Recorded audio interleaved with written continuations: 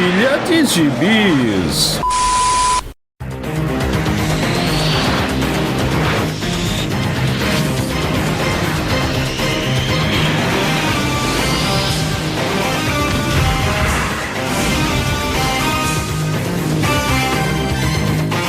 E aí, jagunçada, bem-vindos a mais uma edição do Pilha de Bis, o seu podcast semanal do site Arte Final. Acesse lá www.artefinalhq.com.br para todas as edições do Pilha de Bis, dos Sete Jagunços, do Omniverso, do A Pilha do Aranha e do Avante Vingadores. Nós estamos também em todas as redes sociais, é só procurar por @artefinalhq no Twitter, no Instagram e no YouTube. E nós estamos também no Deezer, no Spotify, no iTunes, no Google Podcasts, no seu agregador de podcasts favorito e agora também no Orelo. Caso você ainda não tenha um agregador de podcast favorito, eu te aconselho a experimentar o Orelo, que ele acaba também ajudando e nos remunerando por cada audição que você faz por lá. Então, considere nos ajudar assim. Aliás, caso queira nos ajudar, além de comprar seus gibizinhos pelos nossos links da Amazon, você também pode nos mandar um Pix de qualquer valor para o e-mail artefinalhq@gmail.com. Eu sou o Marcos e comigo hoje estão Maurício Dantas. A conta é gosto. E Joel Moraes. Buenas noches. Maurício Dantas, então quer dizer que os boatos do seu passamento foram exagerados? Os boatos da minha sobrevivência também não estão confirmados, não. Eu fiz um pacto com o Mephisto para poder voltar à vida. Ah, tá. Tudo isso só para poder gravar podcast. Eu sei disso. E conquistar o amor de uma ruiva. Mas o Joel Moraes, ele tá grisalho. Não tem problema, eu tinjo. Eu ia falar um negócio aqui, mas você ia ter que cortar depois. Deixa pra lá. Melhor não. Somos um podcast family friendly. Não vamos exagerar. Mas bom, vamos começar a pagar aqui uma dívida desse podcast que, na verdade, deveríamos ter feito isso desde o início do ano, mas eu não me lembrei e foi na verdade, quem me atentou para isso foi o nosso amigo Igor Meda. Inclusive, era para ele estar gravando com a gente, só que o seu primogênito nasceu há poucos dias, há poucas semanas. Nasceu prematuro, ficou um tempinho no hospital, mas já tá em casa, já tá bem. Então, brevemente, o Igor, para poder ajudar nas noites dele de insônia, ele brevemente estará aqui com a gente para gravar um podcast. E ele chegou para mim e falou assim: quando é que vocês vão fazer alguma coisa sobre os 60 anos de X-Men? E realmente a gente não falou nada dos X-Men, né, que completa 60 anos agora no ano da graça de 2023, e a gente fez um ano todo de podcasts do Batman, quando ele completou 80 anos, fizemos um ano todo de podcasts do Superman, quando ele completou 80 anos, fizemos especiais da Mulher Maravilha, da Mulher Gato, do Robin, e a gente não falou nada de X-Men, Maurício Dantas. E ninguém aguenta mais falar de X-Men, na verdade, né? Tá um saco. Por isso que eu estou aqui contra a minha vontade. Mas a gente pode falar de coisas boas, não precisa ser de coisas atuais dos X-Men, a gente pode falar de coisas boas. E por que não trazer justamente também Joel Moraes para falar de X-Men, né? Afinal de contas, ele é o mutuninha de plantão do Arte Final, Joel Moraes. Inclusive, quero dedicar, né? Aproveitando que você falou aí, pensa como esse menino nasceu abençoado. O filho do Igor. Esse programa é dedicado a ele, então, né? O menino já começou mutuninha. Pois é, ó, tá vendo? E vascaíno, coitado. Pois é, não, dia desse ele tava lá reclamando, dizendo que a família da mãe queria transformar o menino em flamenguista e ele trazendo o menino pra ser vascaíno. Eu falei que muito provavelmente o menino ia ser botafoguense, né? Porque não vai querer brigar nem com a mãe nem com o pai, então ele torce pra um outro time, né? Daqui a um tempo, esse menino vai estar discutindo X-Men com o Bento, filho do Dãozinho. Pois é. O Igor falou que já tá lendo Dias de um Futuro Esquecido para o menino de ninar, para o menino dormir. Não duvido.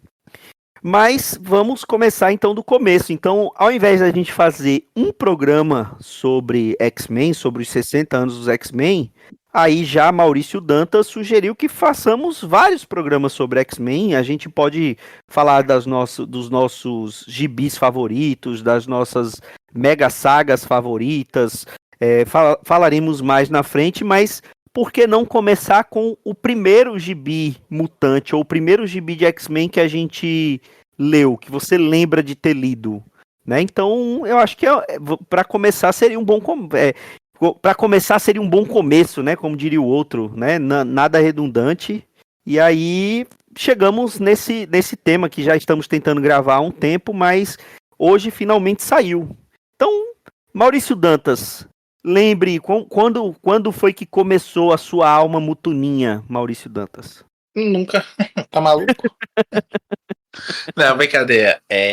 Eu não comprava gibi mutante, eu demorei a entrar na cronologia mutante aí. Entrei graças a dois fatores importantíssimos. Um, que é a política da Abril, né? De sempre fazer propaganda dos outros gibis, ou quando aparecia um personagem lá no gibi, aí dizia assim: acompanhe fulano de tal no gibi do Homem-Aranha no próximo mês. E aí você ia comprar só pra ver aquele personagem. Foi assim que eu comecei a ler Capitão América. Porque tinha o Homem-Aranha na capa lá com os Vingadores, já contei isso, né? E parece que eu fui vendo outras coisas também. E outro fator é dois vizinhos que eu tinha, Lucas e André, vizinhos de porta, assim, que colecionavam gibis também, só que eles eram mais decenhinhas e mutuninhas. Eu comprava mais Vingadores, Homem-Aranha e algumas coisas mais malucas. E a gente empastava os gibis um pro outro, né? Como é no mesmo corredor, não tinha como esquecer. Às vezes eles estudavam no outro turno que não é o meu, e aí eu deixava com a mãe dele o gibizinho, ele deixava com minha mãe o gibizinho também, e aí a gente fazia esse troca-troca saudável, aqui evocando esse espírito joelense no trocadilho. Que é E isso? aí eu acabei comprando meu primeiro gibi dos X-Men na banquinha lá do Shopping Piedade, pertinho de onde eu morava, porque tinha uma Vingadora na capa, na verdade, que é a Miss Marvel. Nessa época ainda chamava Miss Marvel, né? A Carol Danvers, com aquele uniforme que depois ficou mais conhecido com o codinome dela de Warbird, que é um gibizinho que não vai estar na vitrine desse podcast, porque depois eu me toquei. A primeira história desse gibizinho, X-Men 67, da editora Abril, datado de maio de 1994, estávamos ali às vésperas do tetracampeonato do Brasil. A capa, a Capitã Marvel, né? A Miss Marvel com a Vampira, que tava voltando nessa época. Eu tava bem por fora, nem sabia isso, não cheguei a conhecer a Vampira tão comportadinha assim. De repente ela aparece aqui gostosona e tudo mais. E eu não lembrava que a primeira história desse gibizinho, foi o Guia dos Quadrinhos que me lembrou, é essa clássica, né? Cavaleiro de Madripoor, que nunca foi capa aqui, mas é aquela imagem clássica, que é o Capitão América, a Viúva Negra e o Wolverine do Jim Lee ali, naquela historinha bem bacana que mistura um flashback do Logan com o Capitão América na Segunda Guerra, com o presente do Logan, a Psylocke e a Jubilee encontrando a Viúva Negra de novo em Madripoor. É um gibizinho bem legal. Acompanhei porque tinha na capa uma Vingadora e dentro tinha outro Vingador também. E, pô, bacana demais. Acho que foi meu primeiro contato mais assim com o Jim Lee também, né? E fiquei doidaço. Hoje eu não gosto tanto do Jim Lee, não, podem me enxotar aí. Mas na época é um negócio que, principalmente no formatinho, né? A quantidade de detalhes no traço dele, a quantidade de achura, aquilo deixava o moleque doido. Todas as mulheres eram gostosíssimas, todos os caras eram malhadíssimos, aquela coisa bem gibizão mesmo, assim, da época, não tinha como dar errado. Eu curti pra caramba e comecei a colecionar. E aí a próxima edição já foi Programa de Extermínio, que é uma das minhas sagas favoritas dos X-Men até hoje e que devo falar em breve disso. É engraçado, nessa época é muito bacana, né, dos X-Men, já ali depois da fase da Austrália, eles debandados, e aí quando vai começar, depois vai começar a juntar, né, que aí tem a saga lá da Ilha Muir, e que culmina na equipe azul e na equipe dourada, né? Algum tempo depois disso é que acaba juntando. Essa fase do Wolverine ali em Madripoor, a gente já falou há muito tempo atrás, saiu aqui naquela coleção histórica Wolverine. É um negócio muito bom mesmo. Aí é um combo, né? Só vem coisa boa atrás de coisa boa aí, porque depois de pegar o extermínio tem essa reunião mesmo dos mutantes. E tem aquela captura, né? Que eles vão parar no espaço de ar, com todo mundo usando aquele uniforme. É aquela reformulação do uniforme clássico, né? Dos X-Men. É, Que o Jim Lee faz, tem aquela capaça clássica, que inclusive saiu bonequinho até, 2 sets de esse bonequinho daqueles X-Men. E o Wolverine tinha saído separado, só tem o Wolverine. Desses. Mas aí assim, aí tem a divisão, né? Tem a mini clássica, que é a despedida do Plymouth, né? A X-Men 1, 2, 3, que sai, né, em formato americano já na época. E foi vem o gibi mais vendido da história até então, né? né, tinha até a propaganda, né? X-Men marcou não sei quantos milhões de leitores, seja marcado também, uma coisa dessa. Que foi a reprodução fiel da propaganda americana, né? Os X-Men nadavam de braçada nessa época aí, no coração e nas carteiras dos leitores. E aí vem X-Men Azul e Dourado e segue, eu acho que muito bem ali pelo Fábio Nicieso e Scott Lobdell. Daqui a pouco já vai me xingar por estar defendendo esses dois. Calma, Mas, chego já lá. mas eu gosto bastante dessa fase, bicho. Eu gosto muito mesmo, assim, foi um crescendo da Zorra, assim. Acho que o Plymouth saiu num baita momento. Tipo assim, contei tudo que eu tinha que contar, é verdade. E aquela coisa, né? Melhor sair por cima. E é uma fase que a Panini, eu acho que republicou quase toda, né? Numa das coleções de luxo dela, de capa cartão, publicou boa parte dessa fase toda, né? É É, bem. tem 2 volumes, desculpa te cortar, mas tem 2 volumes dos mais clássicos X-Men por Jim Lee, né? Que pra mim pecam porque tu usa uma recolorização que é bem feia mesmo. As Epics estão usando uma colorização remasterizada do original, mas mais fiel. Eu gosto bem mais do que aquela colorização cheia de flare, daquelas maluquices todas que não casa, sabe? Não é porque o olho da gente tá viciado com aquela colorização antiga, né? Porque não casa mesmo, não casa. Parece maquiagem de puta. É isso. E aí, Jean Moraes? Primeira edição, cara, que eu li dos X-Men. Literalmente, a primeira edição deles da editora Abril. Ah, pelo que eu me lembro, acho que deve ter sido 84 que foi publicado, Super Aventuras Marvel 14. Me corrija se eu estiver errado. Porra, Joel, tu Mas é velho, viu? No 84 eu tinha 2 anos de o quê? idade, não sabia nem ler Eu ainda. comecei... Não, pô, eu comecei a ler com 5 anos. Já vivi com um monte de gibi na mão sem saber ler. Mas com 5 anos eu comecei a ler, com 6 anos eu já lia. Era GTV, Capitão América, aquelas edições da editora Abril de papel durinho dos anos 70, acho que era da Ebal. É isso mesmo, né? Da Ebal. É porque da Da Ebal. Block era Marvel. E aí, o que é que acontece? Em 84, eu sei que saiu em 84, edição Super Aventuras Marvel 14. Eu devo ter me apropriado dessa edição em 85, porque não era de banca, era de banquinha. Tinha um supermercado aqui perto do bairro, tinha um camarada que, aos finais de semana, ele botava uma tábua do lado do supermercado, com as prateleirinhas enchidas de gibi, cara. Era o paraíso aquilo ali pra mim. Eu ia no supermercado e na feirinha com a minha mãe fazer compras. Quando chegava lá, tá, ela enchia o saco da coitada. Que Deus a tenha e bota num bom lugar. Aí ela todo final de semana tinha que comprar. E uma vez, tava lá, uma capa, um monte de personagem que eu não fazia ideia de quem era. E tava lá, né? Eu não sabia nem falar o nome, né? Na época a gente chamava até, passamos décadas falando assim, X-Men, não era X-Men. Peguei essa bendita edição e levei pra casa. Rapaz, quando eu comecei a ler, na verdade, eu lembro direitinho a sensação de ter lido aquele troço. Eu me arrependi, porque eu tive medo. Primeiro de tudo, tinha um personagem que parecia, assim, o cão, o encardido, o inimigo. Porque era todo sombrio, os olhos da criatura era amarelo ou branca, ele tinha orelhas pontudas, tinha um rabo, cara, tinha um rabo com uma pontinha. Eu tinha medo daquela desgraça. E ele andando com pessoas normais, ele usando, se eu não me engano, parece que ele estava até de blazer, alguma coisa assim, indo para uma ópera. Vocês já devem imaginar que é o Noturno.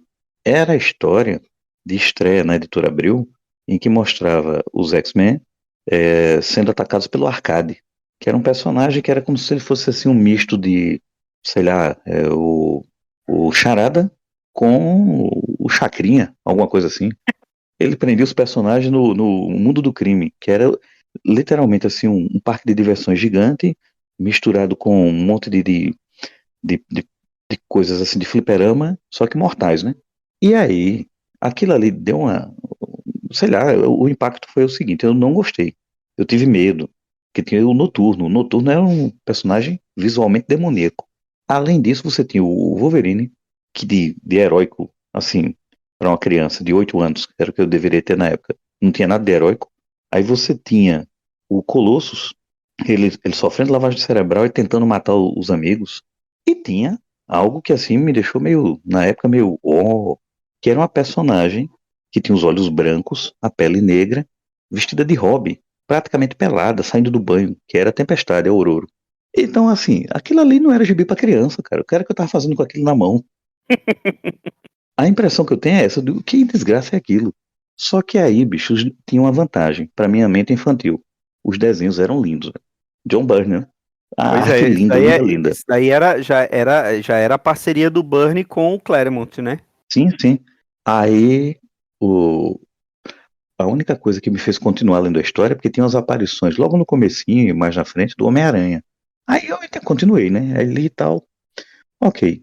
Tempos depois, eu acho que lá pelos idos já de 86, 87, 87, quando eles relançaram não, substituíram Heróis da TV pela mensal dos X-Men. Foi que eu comecei de novo, né? Pegando algumas edições antigas, acho que já tinha época 11 anos, já tinha visto um bocado de porcaria em gibi, então não tinha mais tanto estranheza. Aí comecei a pegar gosto, cara. Mas basicamente começou assim, na estreia da Abril, em Super Aventuras Marvel 14. Eu li aqui no Guia dos Quadrinhos, essa edição, ela é de 83. Ela é de, vou lhe dizer agora, ela é de agosto de 83. Então Então, eu li em 84. Porque eu sei que foi um ano depois, digamos, então eu devo ter lido em 84. essa história, claro, já foi republicada pela Panini, né? Porque a Panini já publicou toda a fase do Claremont com o Byrne. Isso daqui é aquela que o Colosso sofre uma lavagem cerebral e ele aparece com um uniforme todo vermelho, como é o proletário, alguma coisa assim, né? Um Como se, macacão, um cap. é, com a foice e o martelo, o Dãozinho sorri agora, onde quer que ele esteja. Eu lembro dessa história. Aqui é o fino Sim, sim. tava chegando ali no auge da parceria do Claremont com o Byrne, né? Então, a Abril escolheu um excelente momento, né? Porque nessa época não existia muito aquela coisa de você ter que estar todos os títulos numa mesma toada, né? Porque Isso. a Abril meio que escolhia e colocava, então como tinha aquela defasagem de uns 5 anos do que saía lá nos Estados Unidos para o que era publicado aqui, aí a Abril meio que escolhia a fase de cada personagem. Nessa Super Aventuras Marvel, além do X-Men, ainda tinha Doutor Estranho, do Steven Englehart, e tinha o Demolidor do Frank Miller, né? Então, E o o que você gibi falou aí, era bem foi 5 bacana. anos. O que você falou dos 5 anos, 5 anos eram os personagens que estavam com sorte. Porque eles, inclusive, em algumas das edições dessa época, eles publicavam histórias dos anos 70, do começo, da metade dos anos 70, por exemplo. O Adam Warlock. Adam Warlock, eu acredito que, e o Capitão Marvel, do Jim Starlin, eles foram de 72, 73 por aí.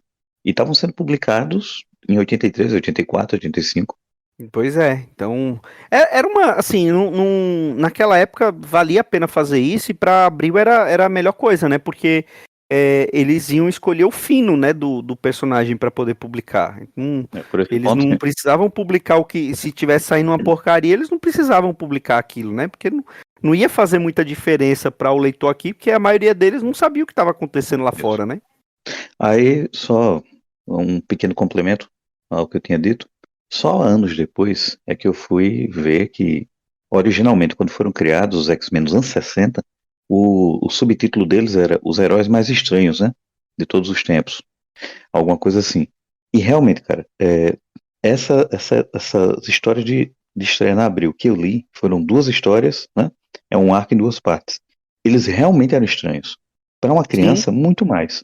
Você não tinha personagens ditos, né? Aparentemente normais, que estavam enfrentando. Não, eles eram estranhos, eles estavam sendo atacados, eles não estavam salvando ninguém, eles estavam tentando salvar a própria pele, e eles tinham toda aquela aura assim de estranheza neles. Eles não eram personagens infantis ou infantilizados ou para crianças. Eles realmente eram personagens assim que, se você for olhar, dentro até das convenções de super-heróis, eles eram para pré-adolescentes. Pré-adolescentes com um pouco mais assim de, de sofisticação, digamos assim.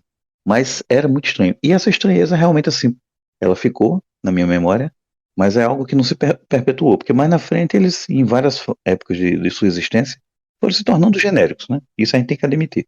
Ah, isso é verdade, isso é verdade.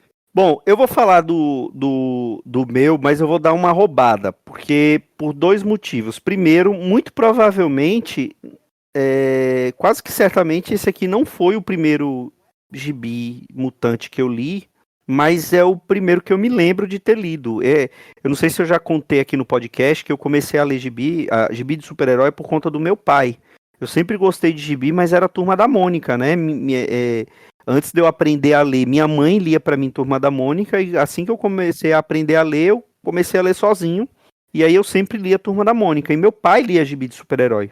E eu, uma vez andando com ele no carro, vi um gibi de super-herói lá no banco de trás do carro, que desde que eu me entendo por gente, minha avó tinha banca de revista, então fazia aquele esquema que eu já falei aqui também, de pegar o gibi na banca, ler e devolver.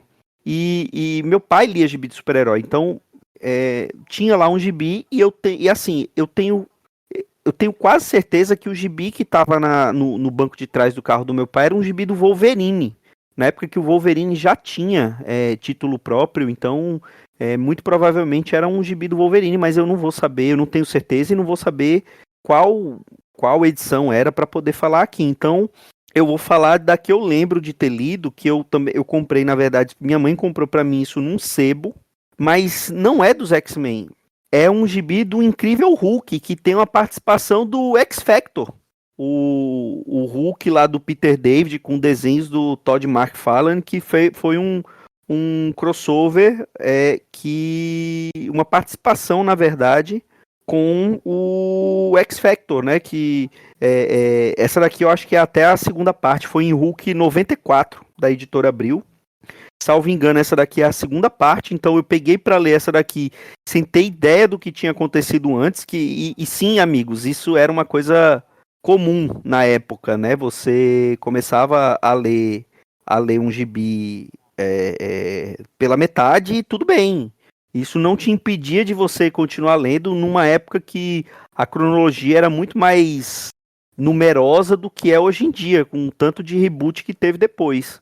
E, na verdade, eu olhando aqui agora no Guia dos Quadrinhos, não era nem uma edição de X Factor, começou e continuou numa edição na mensal do Hulk.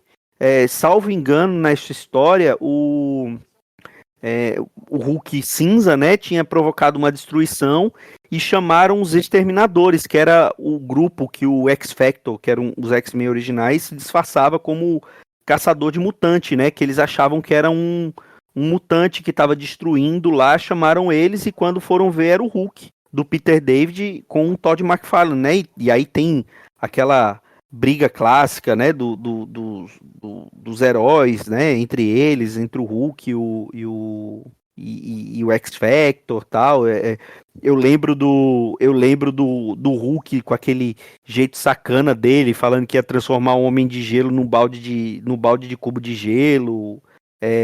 O Homem de Gelo, ele tava com um poder amplificado, né? Porque numa das sagas do X Factor ele tava tendo que usar um cinto para controlar os poderes, que ele tava descontrolado, tava gerando muito mais gelo do que seria saudável, e ele tava usando um cinto para ajudar a controlar o poder dele.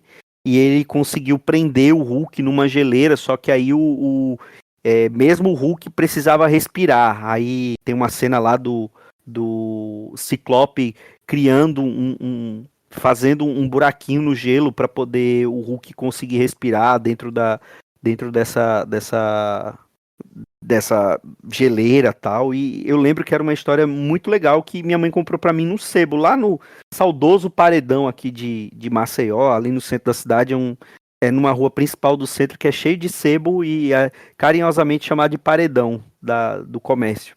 Comprei lá esse gibi. Agora, se for para falar de gibi dos X-Men mesmo, eu acredito que tenha sido X-Men 31, da editora Abril, que é o começo de uma das minhas sagas favoritas dos X-Men, que a gente certamente vai falar mais na frente, quando formos falar das histórias e das sagas favoritas, que é Massacre de Mutantes. Eu acredito até que o Saga dos X-Men chegou nessa fase que começa com a história dos X-Men junto com o Clube do Inferno lutando contra o Nimrod, e aí logo depois começando com Massacre de Mutantes, que é uma das minhas sagas favoritas dos Mutantes. Essa X-Men 31 também, com roteiro do Chris Claremont, desenho do John Romita Jr., que tenho quase certeza que a coleção Saga chegou agora nessas histórias e que também mora no meu coração, porque também foi um dos primeiros gibizinhos dos X-Men que eu li, ou talvez o primeiro dos X-Men que eu lembro de ter lido foi esse daqui. Agora, vocês falaram, né, e nós começamos falando de o primeiro que lemos. Esse meu primeiro que eu li, né, ficou no passado. O primeiro que Maurício leu também e o primeiro que você leu. E quando é que vocês decidiram? Me permita a ousadia de perguntar. Quando é que vocês decidiram começar a colecionar X-Men? Se é que vocês pararam assim, eu vou colecionar X-Men, que na época era formatinho da Abril, né?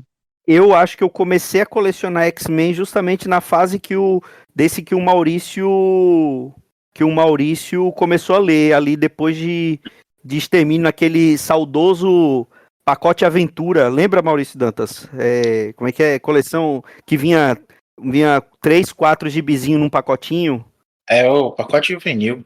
Pacote juvenil, foi por ali, foi ali pouquinho antes talvez edição 75, 70, por ali, né, dessa época ali que eu comecei. Aí logo depois eu fiz a assinatura da editora Abril, aí foi só alegria. Eu Mas no caso também. você colecionava os formatinhos, mas você não decidiu colecionar X-Men diretamente do tipo, eu quero X-Men. Não Eu foi comecei assim, então? primeiro com X-Men, Ah, tá. e aí depois eu peguei algumas edições de X-Men, aí quando eu fiz a assinatura, aí eu peguei todos os formatinhos da Marvel, né? E Maurício? Não, eu também comecei com Homem-Aranha, na verdade. E aí, como eu falei, por conta desses meus vizinhos e tudo mais, eu fui vendo uma coisa ou outra, me chamando a atenção os estilos de Lee.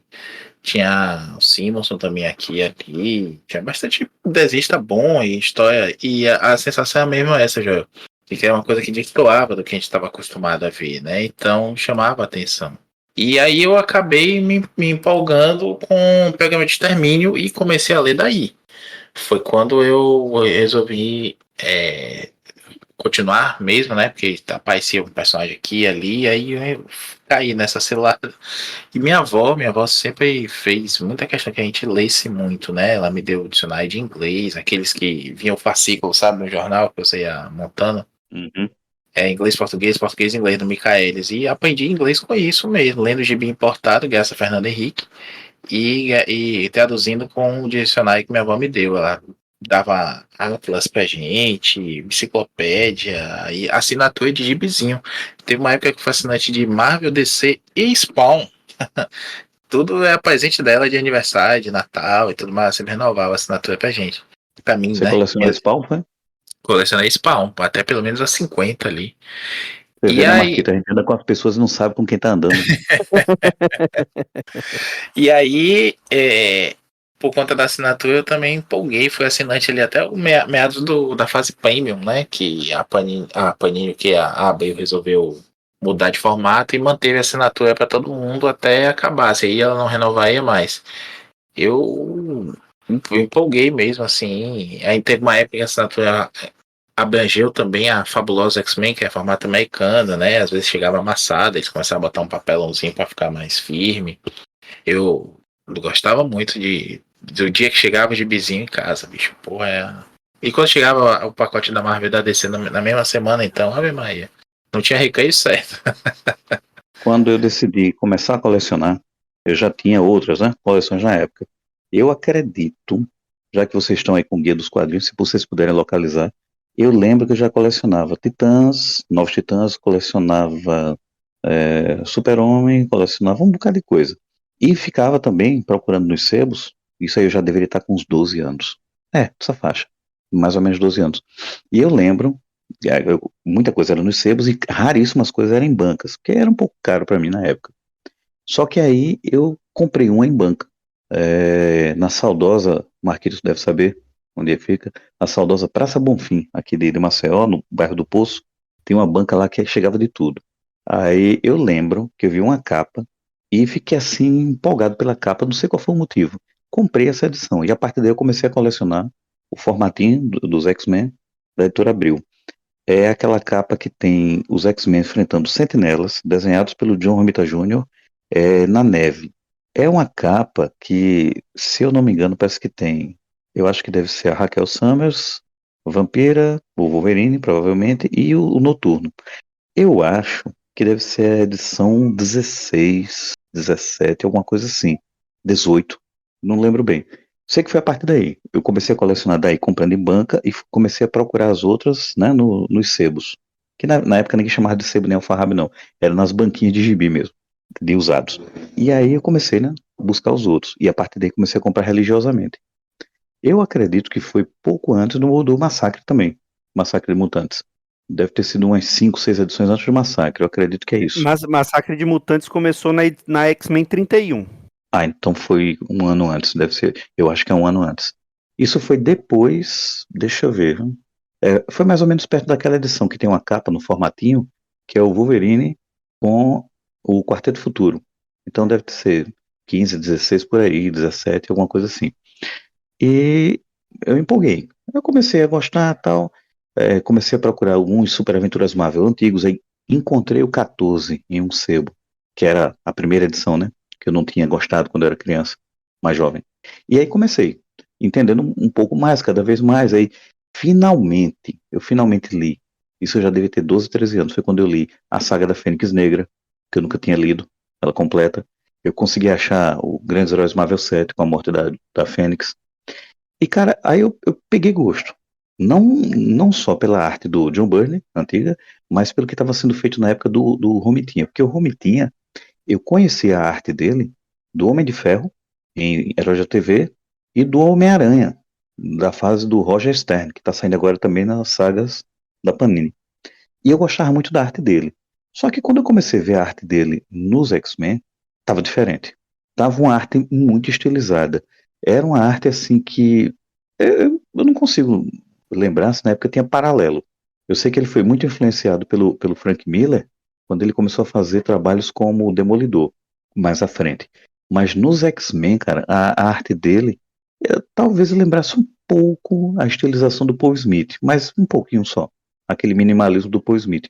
Mas a arte do Romita nessa época era incrível, era muito, muito bonita.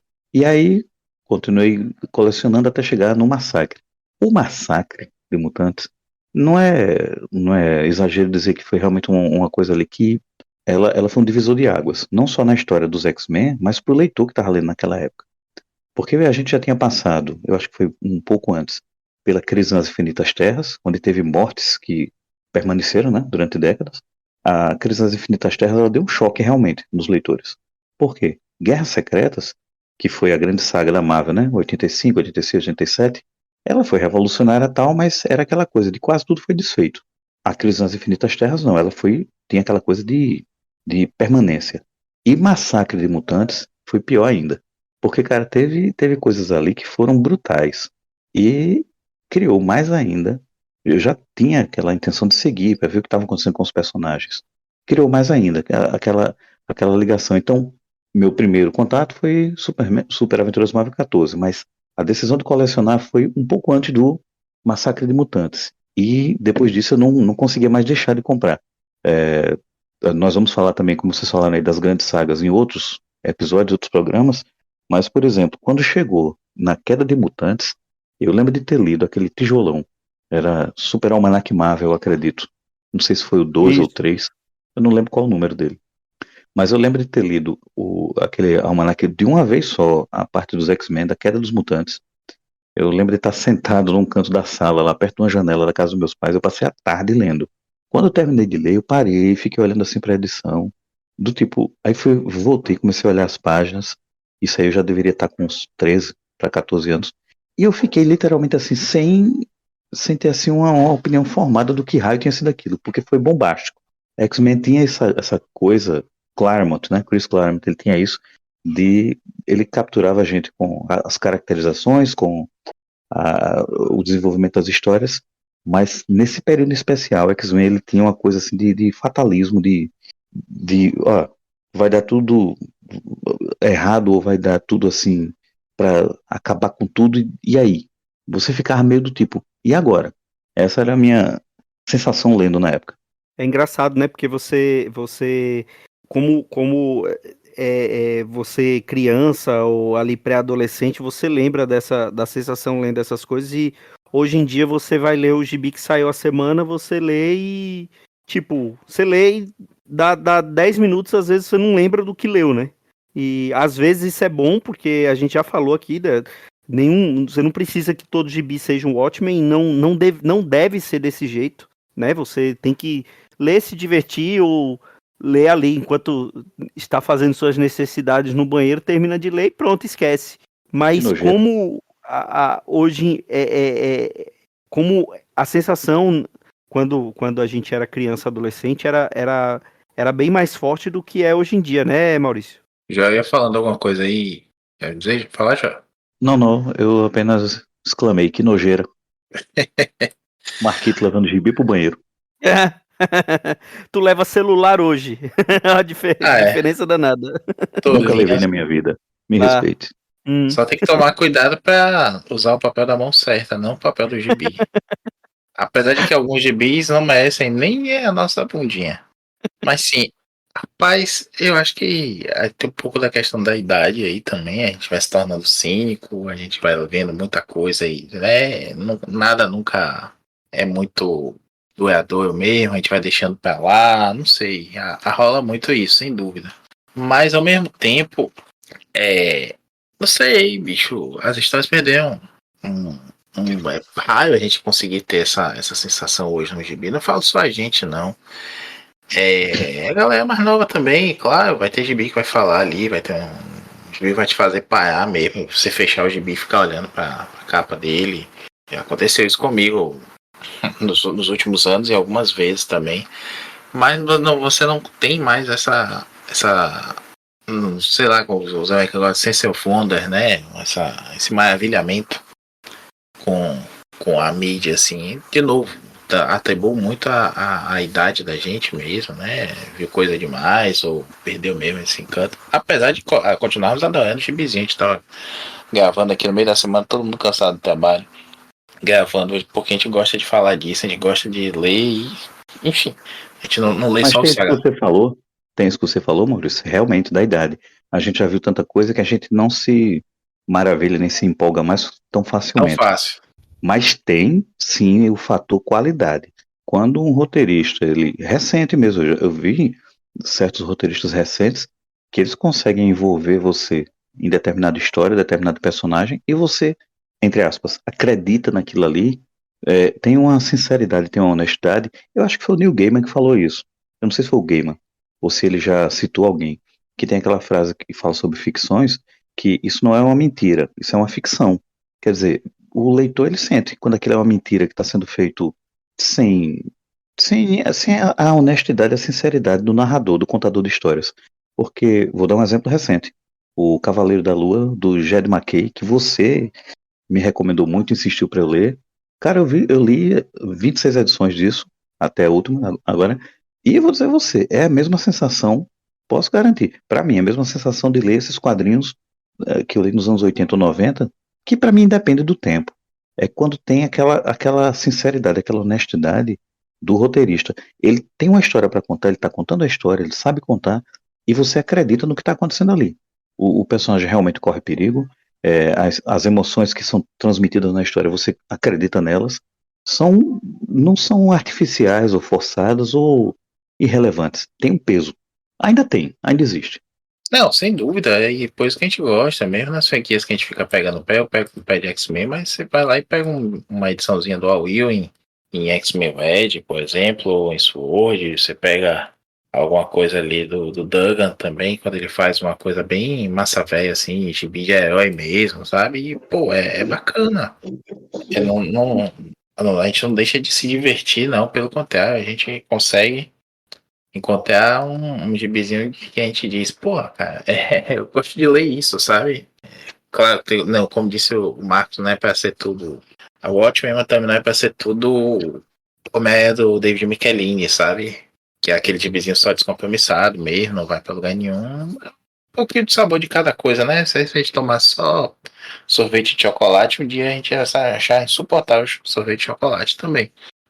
Agora, a gente tá falando de gibis aqui, ó, três fases de X-Men completamente diferentes, com autores diferentes, momentos diferentes, e as três marcam do mesmo jeito, assim, a gente mergulha, curte, e como você disse depois, já decide ou não, né, acabar colecionando.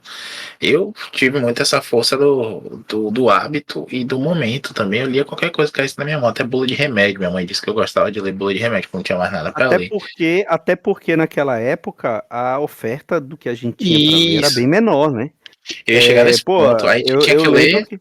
eu lembro que eu conseguia sei lá, até 10 anos atrás, eu conseguia pegar tudo o que saía na banca de mensal. Não tinha essa profusão de encadernado, não tinha essa coisa de edição especial, assim, tinha muita minissérie, era muito mix. Então, o que saía de Marvel e DC, eu comprava, eu conseguia comprar. Hoje em dia, isso é impossível de fazer. Além dos preços, é a quantidade de coisa que sai. É basicamente impossível.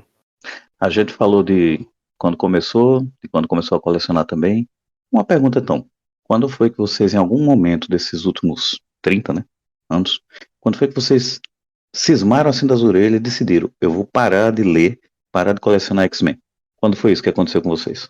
X-Men. No meu caso, X-Men. no meu caso aconteceram duas vezes. A primeira vez foi justamente nessa época das Premium, da Abril, porque eu tinha a assinatura, e aí quando acabou a assinatura, não chegava aqui, né, porque estava naquela bendita distribuição setorizada, e aí eu, não só X-Men, eu deixei de colecionar tudo. E aí, só retomei com a Panini, e aí eu peguei X-Men Extra na época, e eu só fui parar X-Men já, como eu falei, há uns 10 anos atrás, quando já estava na fase do Bendis no título, por conta basicamente de grana, né? Eu tinha acabado de mudar de emprego, tinha passado no concurso, estava trabalhando no interior, ganhando metade do que eu ganhava no emprego anterior, apesar de ser... Mas aí, por ser concursado, era a melhor coisa. Mas aí, eu tava sem grana para poder continuar comprando. Aí eu parei, mas Mas foi aí quando você eu tá parei sendo todas. levado, Aí, né? mas X-Men foi uma das últimas que eu parei de colecionar. Foi uma Mas aí das últimas mesmo que eu parei. você foi levado pelas circunstâncias, mas eu digo, a sua relação com X-Men. Você em algum momento decidiu parar pelo que estava sendo publicado. Pronto, eu vou reformular a pergunta. Do tipo, cara, eu vou parar de ler e de colecionar. Teve algum momento assim?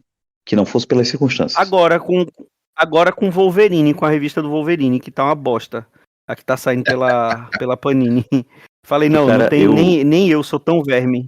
não, anos 90 teve um período que foi das piores fases dos X-Men, com muita coisa ruim. Por exemplo, Fabiano Cieza, eu me decepcionei muito, porque ele vinha dos Novos Guerreiros, com uma fase muito boa, o Nômade, um gibizinho muito bom, e sinceramente, nos X-Men, pra mim, ele foi a decepção, foi horrível. O Scott Lobdell conseguiu ser melhor do que ele.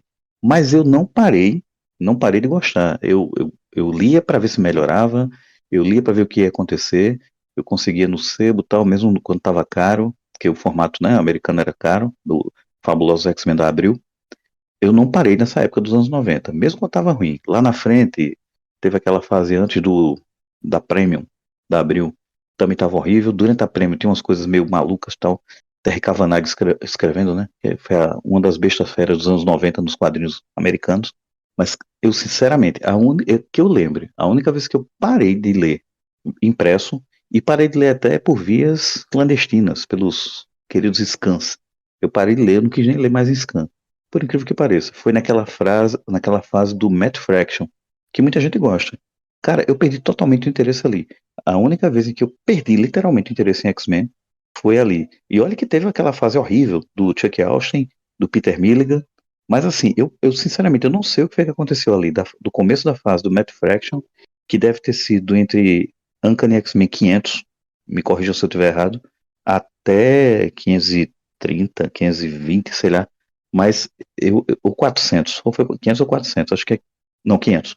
Eu parei de ler na fase do Matt Fraction, então eu praticamente pulei Matt Fraction, eu pulei muita coisa do Kieron Gillen e muita coisa de um cara que não sei nem se ele ainda tá no meio. Um que escreveu um arco, Maurício, que era os X-Men contra os vampiros. Qual é o nome desse cara? Ixi, é o. Ele tem um nome famoso até. Ah, não É, lembro não. Não lembro não, mas sei qual é. que Teve ele era famosinho na Gischler. época. Ele é isso, Gischler, alguma coisa assim. Isso, Cara, teve Gischler.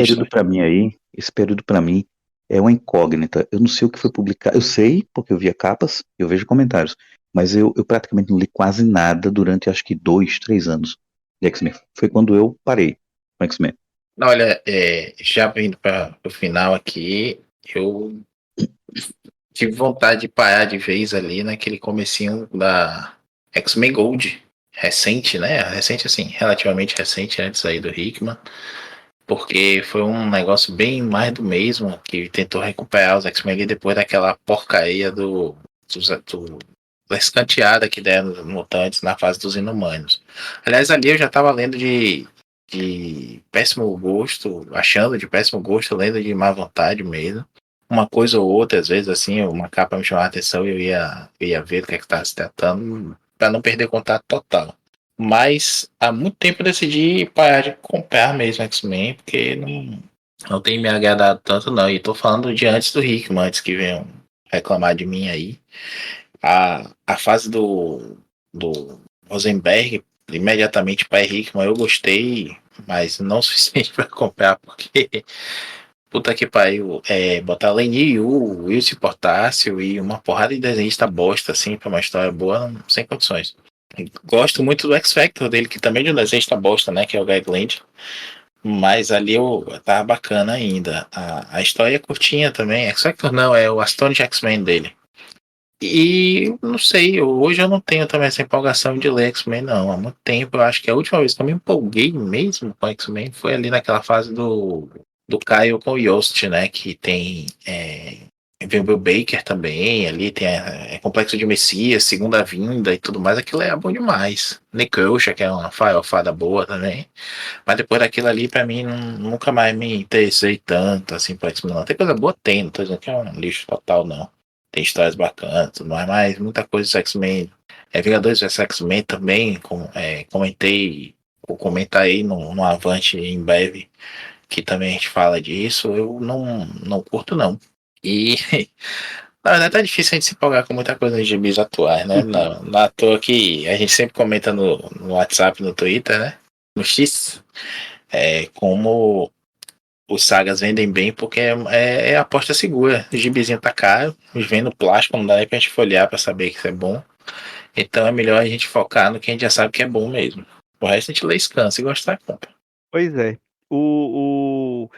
Como eu falei que eu li ali, comprei até ali a meados da fase do Bendis, depois eu não comprei, também não li nada. Eu acabei não lendo isso em scan, porque apesar de eu ler alguma coisa em scan, não é o meu formato favorito.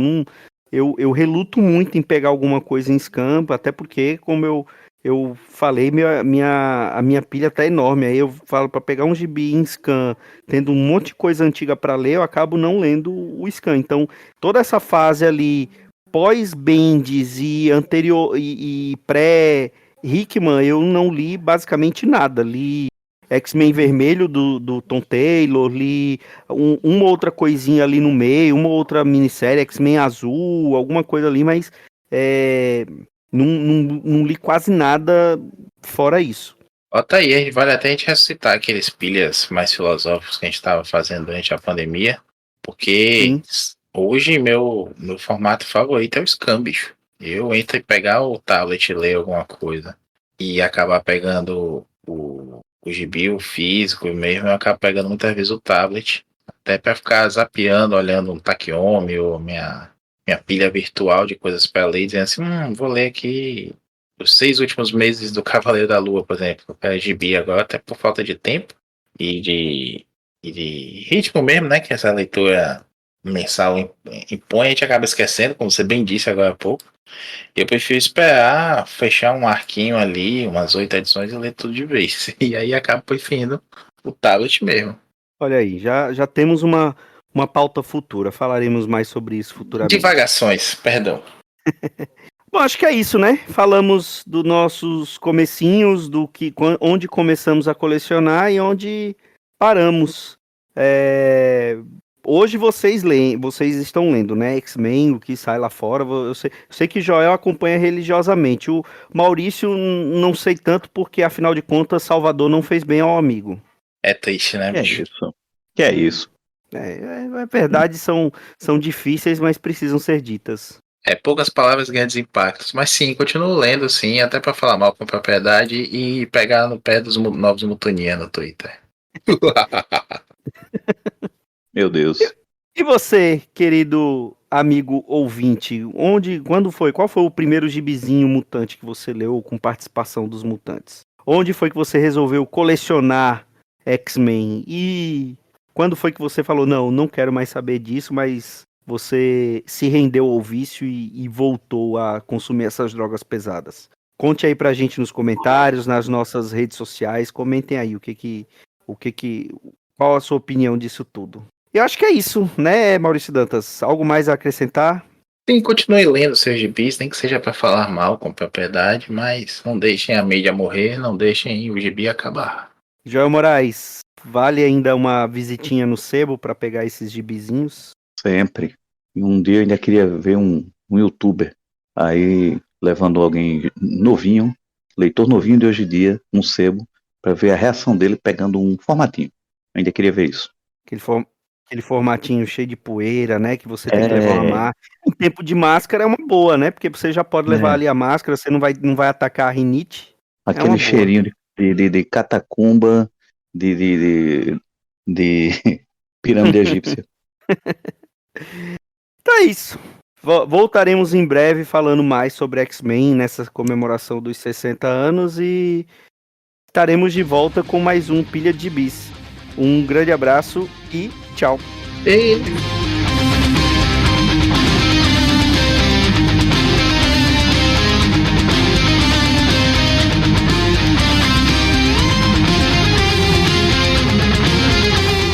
Esse foi o Pilha de Gibis, mais um podcast com o selo dos cabras de qualidade do Arte Final. Gostou do que ouviu aqui? Compartilhe e acesse o site, tem muito mais conteúdo de qualidade esperando por você. Vai comprar seus gibis na Amazon?